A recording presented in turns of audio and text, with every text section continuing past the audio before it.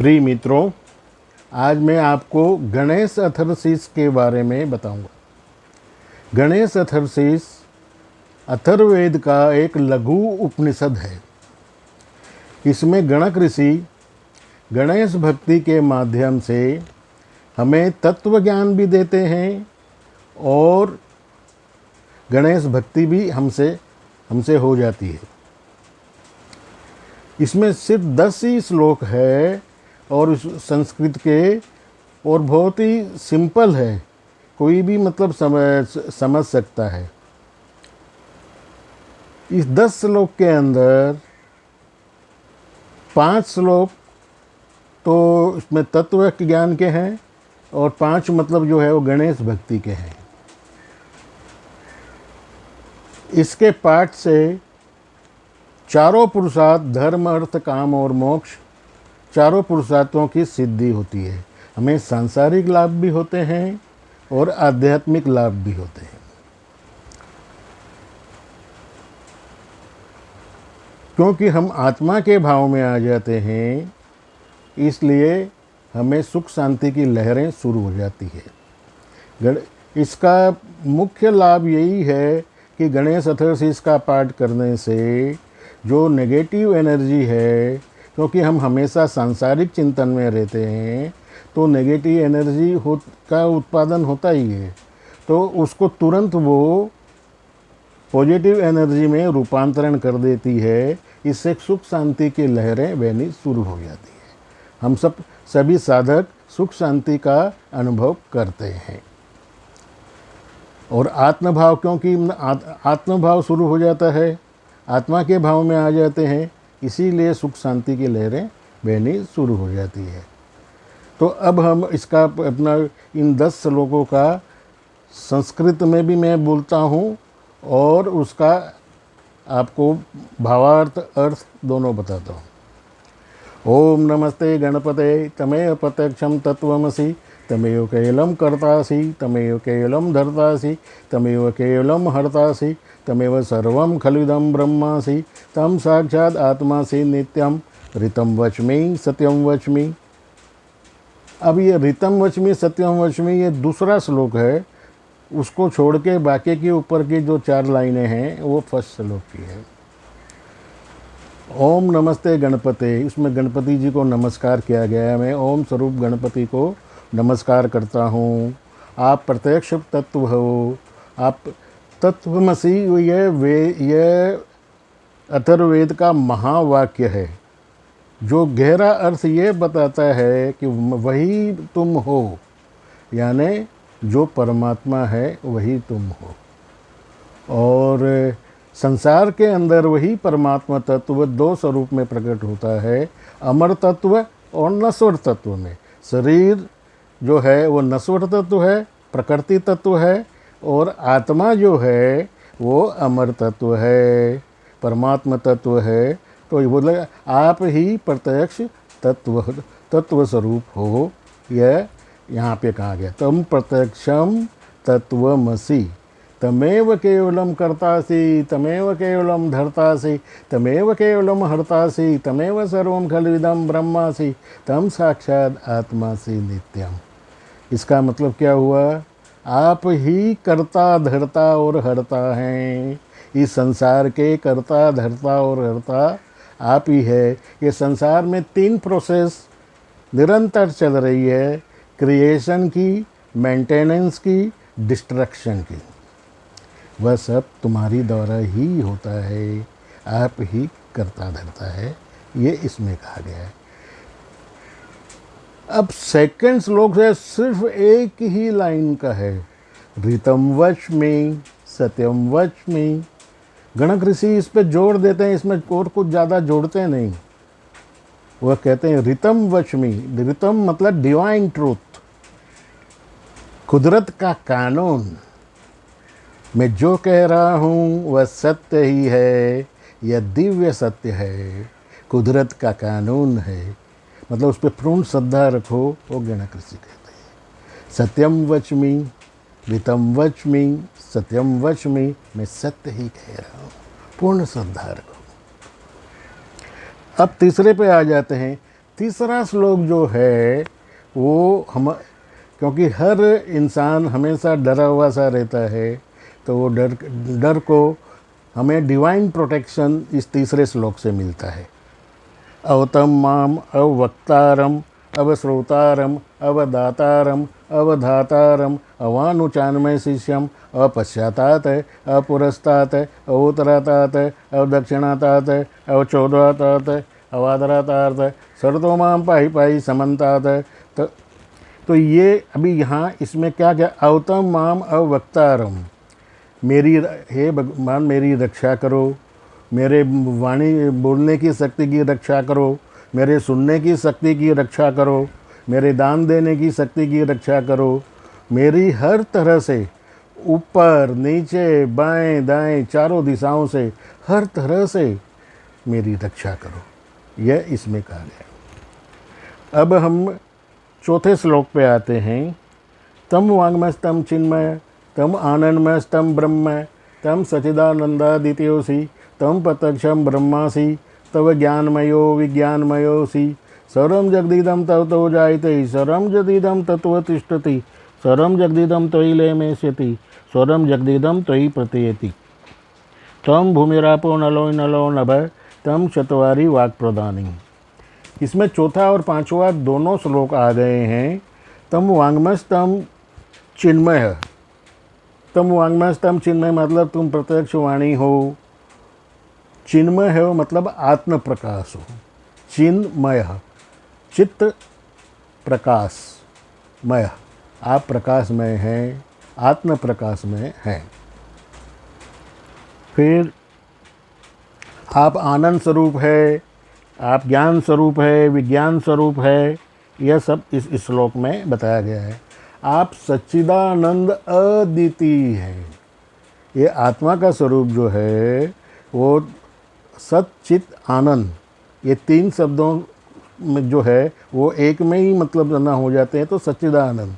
तो आत्मा का स्वरूप सच्चिदानंद बताया जाता है, जिसमें एक सच्चिदानंद के अंदर एक सत है। सत का मतलब ये है एक तो अमर तत्व, और जिसकी सत्ता है, जो आधार तत्व है, जो आश्रय तत्व है, वह सत। फिर चित्त यानी प्रकाश, फिर अपना आनंद, मतलब ये आनंद का हम जानते ही है, जो जिसका कोई अपोजिट नहीं है। देख समझिए, संसार का जो सुख और दुख होता है वह कंडीशनल होता है, किसी चीज़ के होने से होता है, लेकिन ये आनंद जो है वो आत्मा में इनबिल्ट है। ये किसी की मतलब संसार की कोई अपेक्षा ही नहीं है, पूर्ण मतलब है ना, ये पूर्ण सुख है और किसी की अपेक्षा नहीं, निरानंद है, प्रकृति निरपेक्ष, प्रकृति की किसी जरूरत नहीं। तो यह आत्मा का स्वरूप, तुम अद्वितीय सच्चिदानंद हो। अब अद्वितीय का भी मतलब समझ लीजिए, मतलब तुम्हारे सिवा कुछ दूसरा है ही नहीं, ये जो भी है वो यही है। ये भगवान ने ये इस श्लोक में कहा गया है।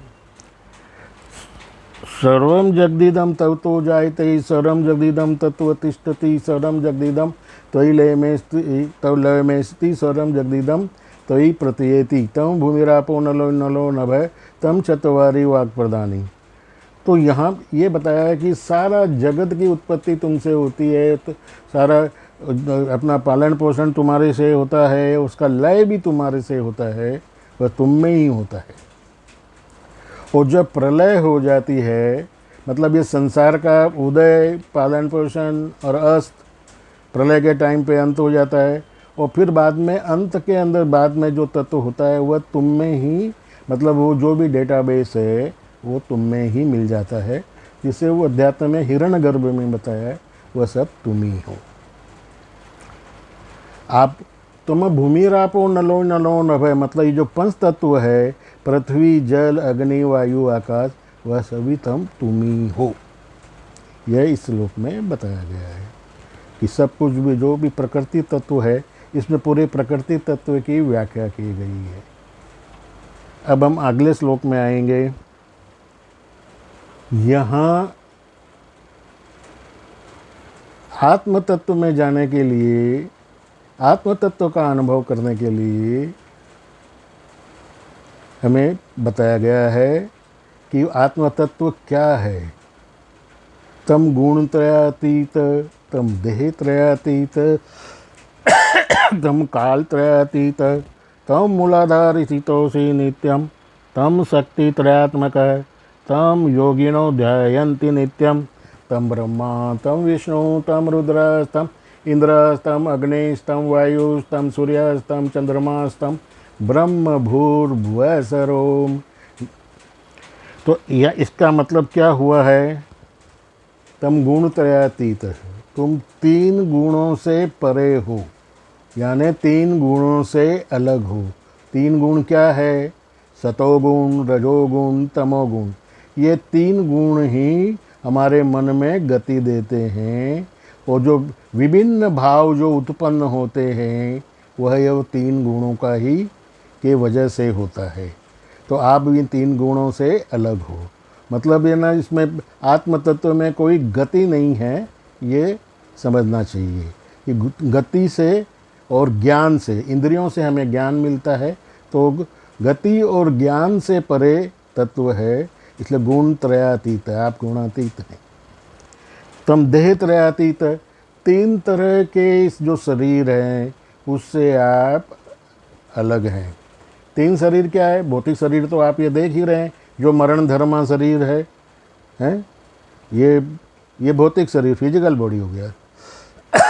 दूसरा सूक्ष्म शरीर, प्राण शरीर, सब सहयोगी लोग जानते हैं, कुंडलिनी शरीर, 7 चक्रों, 3 नाड़ियाँ प्रमुख, टोटल 72,000 नाड़ी, उसके द्वारा पूरे शरीर को प्राण शक्ति का संचार होता है। और आत्मा जब यह शरीर का नाश हो जाता है तब वो सूक्ष्म शरीर के द्वारा ही वह आगे की यात्रा करती है। सारे कर्मों का क्षय हो गया, संसार में पूरी तरह से वितराग हो गया, शून्य स्थिति, शरीर संसार में शून्यता प्राप्त कर ली, तो परमात्मा में लीन हो जाएंगे या परमात्मा के साथ में रहने को मिलेगा। यह एक मुक्ति के प्रकार हैं, मुक्ति के और भी कई प्रकार हैं, तो मुख्य 2 प्रकार है, आत्मा परमात्मा में लीन हो जाना या फिर गोलोक में भगवान कृष्ण के साथ में गोपी गोप स्वरूप में रहना, तो वह प्राप्त तुम्हें होता है। तम गुण तयातीत, तम द्रेह तयातीत। तो 3 तरह के जो शरीर है उसने बता दिया, भौतिक शरीर, सूक्ष्म शरीर और फिर कारण शरीर। अब ये कारण शरीर क्या है? तुम्हारी कर्म राशियों का डेटाबेस। तो ये कर्म राशियों का डेटाबेस मतलब पूरा, मतलब डेटाबेस शून्य हो जाएगा तो तुम परमात्मा में लीन होने के अधिकारी हो जाएंगे। तो ये सब बात है। इसमें शॉर्ट के अंदर गणक ऋषि सब तुम्हें बता देते हैं और गणेश भक्ति के माध्यम से करते हैं। तो आप इस तरह से करते हैं कि मैं गणेश भक्ति कर रहा हूँ, गणेश की गुणों की भक्ति कर रहा हूँ, हैं, और सूक्ष्मता से वो आपके मन का ऑपरेशन कर देते हैं, मन में से नेगेटिव भाव, नेगेटिव एनर्जी को ट्रांसफॉर्म कर देते हैं। तम देह त्रयातीत, तम काल त्रयातीत, तुम तीनों काल से परे हो, हैं, भूत, वर्तमान, भविष्य, ये 3 काल है ना। तो ये आत्म तत्व जो है वो ये तीनों कालों से परे है, समझे ना। तो ये मतलब बताया इसमें। यहाँ आत्म तत्व क्या है वो बताया, 3 देहों से अलग, 3 गुणों से अलग, 3 कालों से अलग, यह बात बताई है। तो ये समझना चाहिए। सहयोगी तो सब जानते ही हैं, और भक्त जो लोग हैं वह भी इसको समझ लीजिए। आप 3 तरह की शक्ति हो, तम शक्ति त्रयात्मक है। 3 तरह की शक्ति क्या है? सहयोगी लोग जानते हैं, इच्छा शक्ति, क्रिया शक्ति, और बीच में जो सुषुम्ना नाड़ी है वो ज्ञान शक्ति। तुम 3 तरह की शक्ति, तम शक्ति त्रयात्मक है। तम योगिनो ध्यायन्ति नित्यम, तुम्हें योगी लोग नित्य ध्यान करते हैं। आप तम ब्रह्मा तम विष्णु तम रुद्र तम इंद्र तम अग्नि तम वायु तम सूर्य तम चंद्रमा तम ब्रह्म भूर्भुवः स्वरूप। आप ब्रह्मा विष्णु महेश सब है, चंद्र हो, सूर्य हो, मतलब प्रकृति और पुरुष जो भी मतलब है वो सब तुम हो। आप ब्रह्म स्वरूप हो, आप ब्रह्म हो, ये सब बताया है। अब 7वें में यहाँ पे गणेश भक्ति की शुरुआत हो जाती है। विशेष गणादीम पूर्ण मोक्षाय वर्णादीम तदनंतरम अनुस्वार परतर अर्धेन्दुलसितम तारेण रुद्धम एतवतो मनुस्वरूपम गकार पूर्व रूपम एकारो मध्यम रूपम अनुस्वार शांत रूपम बिंदुरुत्तर रूपम नाद संधानम संहिता संधि शेषा गणेश विद्या गणक ऋषि निश्रत गायत्री छंद गणपतिर देवता ओम गण गणपते नमः। इस श्लोक के अंदर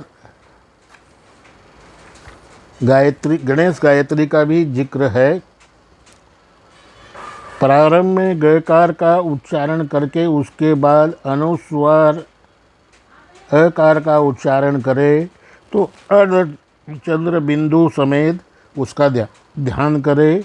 उसके जब वे स्वर के साथ झंकृत हो तब वह तुम्हें स्वरूप के अनुरूप होगा। मतलब ओम गण गणपते है, उसके बारे में मतलब बताया है। ये गणेश मंत्र है और गायत्री जो है, ये जो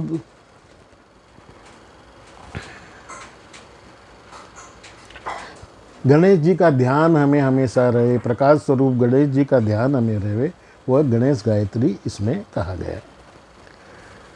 एकदंताय विद्महे वक्रतुंडाय धीमहि तन्नो दंती प्रचोदयात्। ये गायत्री गणेश गायत्री है, ये 8वें श्लोक में है। एकदंताय विद्महे वक्रतुंडाय धीमहि तन्नो दंती प्रचोदयात्। हम गणेश जी का ध्यान करते हैं, जो प्रकाश स्वरूप है, आत्म स्वरूप है। इसमें ये हम हमेशा गणेश जी के ध्यान में रहे, ये इसमें कहा गया है। अब 90वें में आते हैं। एकदंतम चतुर्हस्तम पास अंकुशधारिणम रदम च वरदम हस्त्रे विभ्राणम मूषकध्वजम रक्तम लंबोदरम शूर्पकर्णकम रक्तवासम रक्तगंधानुलिप्तांगम रक्तपुष्पै सुपूजितम भक्तानुकंपिनम देवम जगत्कारणम उच्चतम आविर्भूतम च षष्ठयादो प्रकटे पुरुषात् परम एवं ध्यायन्ति हो नित्यम स योगी नाम वरः। तो इसमें सब गणेश भक्ति के बारे में बताया गया है। गणेश जी को लाल वस्त्र पसंद है, लाल पुष्प पसंद है, सब उसका इसमें जिक्र है। उन एक दंतकों में एक गणेश जी का एक दंत है, एक नाम है गणेश जी का, उसमें ये बात कही गई है। और सारे जो गणेश जी को पूजा में पसंद है वो सब इसका इसमें है। एक बार फिर से बोल देता हूँ। एक दंतम चतुर्हस्तम, 4 हाथ, पास अंकुशधारिणम, पास में अंकुश है, रदम च वरदम हस्त्रे विभ्राणम मूषक ध्वजम, मूषक के ध्वजा है, रक्तम लंबोदरम, लंबी सूंड है, लाल अपना रक्तम लंबोदरम शूर्पकर्णकम रक्तवाससम, लाल वस्त्र पसंद है, रक्तगंधानुलिप्तांगम, रक्तगंध यानी लाल गंध, रक्त चंदन जो होता है वो गणेश जी को विशेष प्रिय है। रक्त पुष्पे सुपूजितम, लाल रंग का पुष्प उन्हें बहुत पसंद है। भक्तानुकंपिनम देवम जगत कारणम उच्चतम आविर्भूतम च षष्ठयादो प्रकटे पुरुषात् परम। प्रकृति के शुरुआत में ही प्रकृति और पुरुष के जो मेल से जो उत्पन्न हुए हैं वह श्री गणेश हैं। एवं ध्यायन्ति हो नित्यम, इस तरह से योगी लोग नित्य हमेशा ध्यान करते हैं। मतलब मुख्य बात वही आ गई, प्रकृति और पुरुष वह दोनों अमर तत्व नश्वर तत्व दोनों श्री गणेश जी हैं। नमो व्रातपतये नमो गणपतये नमः प्रमथपतये नमस्ते अस्तु लंबोदराय एकदंताय विघ्ननाशिने शिवसुताय श्री वरद मूर्ते नमो नमः। साक्षात श्री आदिशक्ति माता जी श्री निर्मला देवी नमो नमः। सद्गुरु को यह समर्पित किया जाता है। इसके लिए लास्ट की लाइन जो है वो ये कही गई है, नमो व्रातपति, मतलब वायु के देवता को नमस्कार है। नमो गणपति, गणपतियों की को प्रथम पूज्य गणपति को नमस्कार है। नमस्ते अस्तु लंबोदराय एक दंताय, एक दंत, वही सब गणेश भक्ति के लिए ही कहा गया है। विघ्ननाशिने शिव सुताय, जो विघ्नों का हरण करने वाले शिव सुत है, शिव शंकर जी के पुत्र हैं, उन्हें मैं नमस्कार करता हूँ, उस वरद मूर्ति को मैं नमस्कार करता हूँ। इस तरह से गणेश अथर्वशीष की है कि 10वें श्लोक में समाप्ति हो जाती है। 11वें श्लोक से आगे जो भी बताया गया है वह सब गणेश अथर्वशीष के लाभ बताए गए हैं। तो 11वें श्लोक में जो मेन बात बताई है वो हर साधक को ध्यान में रखना चाहिए कि रात को पाठ किया तो दिन भर में जो काम को अपना जो भी अपना कर्म बंधन हुए उससे मुक्ति मिल जाती है, उसका नाश हो रक्त कर्म बंधनों का नाश हो जाता है। और सुबह हम करते हैं तो जो रात्रि में किए हैं उन कर्म बंधनों का नाश हो जाता है। ये क्या है इसका मतलब? अभी कर्म बंधन जो मैं आपको बता रहा हूँ, एक्चुअली देखा जाए तो क्या है उसमें, जो कुछ हमें दोनों ही कर्म, वो सुखद होवे दुखद होवे, पुण्य कर्म होवे पाप कर्म होवे, ये दोनों ही कर्म हमें बांधने वाले हैं। इन हमें आत्मा पूर्ण है, उसे किसी भी कर्म की, सांसारिक कर्म की आवश्यकता नहीं है। अगर आपका पुण्य कर्म भी बचेगा तो भी आपका रीबर्थ होगा, पाप कर्म बचेगा तो भी आपका रीबर्थ होगा। मुक्ति के लिए ये जान लीजिए, पूरा डेटाबेस जो कर्मों का है वह शून्य होना चाहिए और संसार से वितराग होना चाहिए। अच्छा, ये जानने की बात है कि हमें किसी संसार की ज़रूरत ही नहीं है। यह संसार, बोले भी संसार क्यों हुआ? ये संसार भगवान को एक से अनेक होने की इच्छा हुई तो अपनी शक्ति को प्रकट किया और वह शक्ति के माध्यम से प्रकृति के रूप में अनेकता प्राप्त हुई है। जरा समझना इस बात को। तो जो प्रकृति में इस संसार में हो रहा है वह एक मूवी है, चलचित्र है, सिनेमा है। हम सब एक्टर हैं। और कौन डायरेक्टर कौन है? माया शक्ति।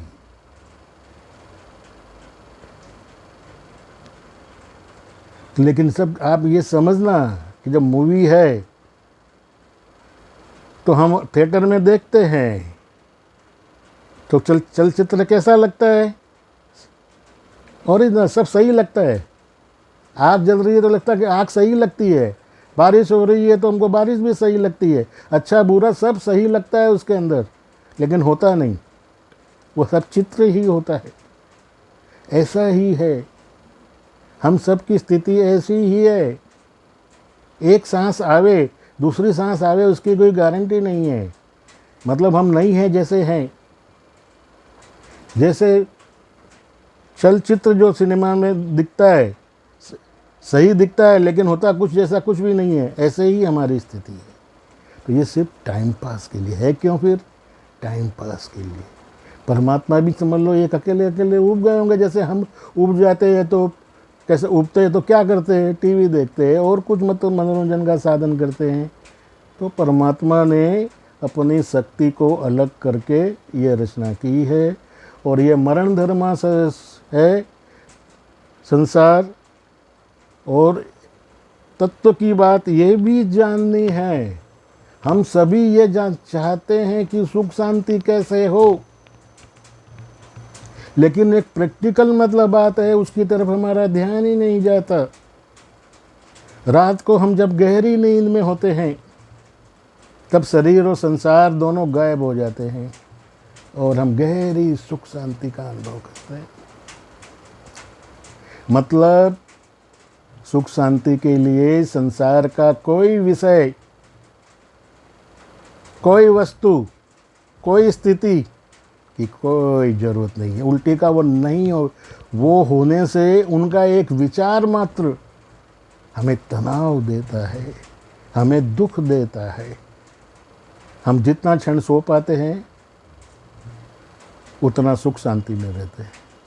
जैसे ही मतलब हमारी चीज हम स्वप्न अवस्था, मन की 3 अवस्थाएं बताई गई है। एक जागृत अवस्था जो आप और हम अभी महसूस कर रहे हैं, दूसरा नींद के अंदर स्वप्न अवस्था, उसमें मन शरीर तो सोता है, मन नहीं सोता है, वह कल्पनाएं करता है, दबी हुई इच्छाओं के हिसाब से स्टोरी गढ़ लेता है, वह स्वप्न अवस्था। और सुषुप्त अवस्था जो है वो उसमें शरीर मन दोनों सो जाते। तो ऐसा कहा जाता है कि सुषुप्त अवस्था जो है उस टाइम पे समझ लो ये संसार की प्रलय हो गई। तो नित्य प्रलय का, और हम ये जो निर्विकल्प समाधि के जो है, कोई नहीं, शरीर मन सो गया लेकिन तुम तो हो, वो तुम्हारी आत्मा देखती है। सुबह तुम उठते हो तो बोले हाँ आज बहुत अच्छी नींद आई, वो किसने जाना? शरीर मन तो सो गया, आत्मा ने जाना। गहरी नींद में तुम्हारे ये सोच लो कि तुमने समाधि का अनुभव किया, निर्विकल्प समाधि। निर्विकल्प समाधि यानी मैं अद्वितीय हूँ, मैं अकेला, मैं आत्मा हूँ और आत्मा ही परमात्मा है। वहीं पे ध्यान दो। आप सुख शांति चाहते हैं, इसीलिए कहा गया है कि संसार क्या है? प्राणी है, वस्तु है, स्थिति है। इन तीनों में से उपराम हो जाओ। अब बात यह है कि हमको सांसारिक जीवन भी निभाना है और साथ में आध्यात्मिक उन्नति भी करनी है, क्योंकि ये शरीर अपना है, इसका पालन पोषण करना है, इस पे डिपेंडेंट लोगों का भी मतलब करना है। तो हमें बैलेंस बना के चलना पड़ेगा। जितनी ज़रूरत है वो हिसाब से काम करना। इसमें सुख है ये ध्यान नहीं देना है, ये जान लेना कि इसमें सुख नहीं है, इससे हमें उपराम होना है। अपनी ज़रूरतों को पूर्ण करना है लेकिन इसमें लिप्त नहीं होना है। आत्मा निर्लिप्त है, मैं सच्चा स्वरूप मेरा आत्मा है, मैं पूर्ण हूँ। तो मुझे वह जो मोक्ष अवस्था जो प्राप्त करनी है उसके लिए मुझे शून्य स्थिति, शरीर संसार में शून्य स्थिति प्राप्त करनी होगी। अभी ये साधकों के अंदर कुछ व्यापारी वर्ग भी होगा, वो अच्छी तरह से समझ जाएगा कि जब किसी भी प्राइवेट लिमिटेड कंपनी को